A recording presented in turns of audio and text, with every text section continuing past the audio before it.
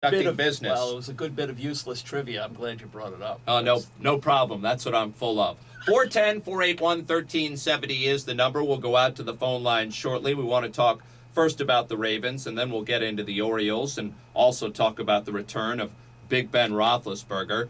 Jerry Coleman alongside Kevin Cowherd here on BaltimoreSun.com and SportsWithColeman.com. And we're now brought to you by Dover Downs Hotel and Casino. Just look behind us. So, did we witness Joe Flacco's coming out party, his signature drive, his signature leadership win for the Ravens Sunday in Pittsburgh against a stellar defense? Down to his last set of plays, he drives 40 yards in about 30-some seconds. And again, no turnovers for Joe Flacco. Was it a signature victory and a signature moment for number 5? Oh, I don't think there's any question about it. I mean, to be an elite quarterback in this league, Jerry, you have to win games like this. You also have to you've got to will your team from behind.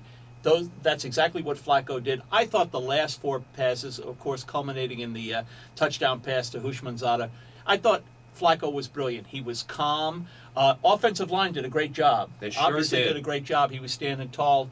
He didn't have to run around. But you know what? He kept his cool. The play calling was excellent. They managed to get out of bounds and stop the clock a couple of times. I just thought it was wonderful. And yes, to answer your question, I think there's no question about it. This was a big deal for Joe Flacco in his maturation. I thought he took a significant step forward in his development as what I think is going to be an elite quarterback. Since everyone was jumping all over his case back in Cincinnati, since that point, he is 46 of 68, 518 yards in the 2 games, folks.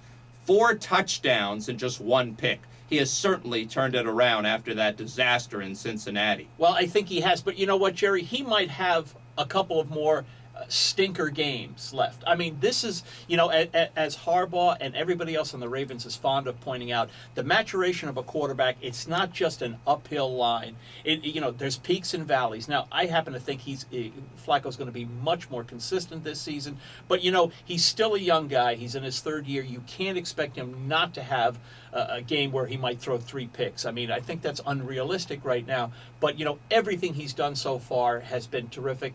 And I think, quite frankly, the acquisition of Anquan Boldin has been huge for Joe Flacco.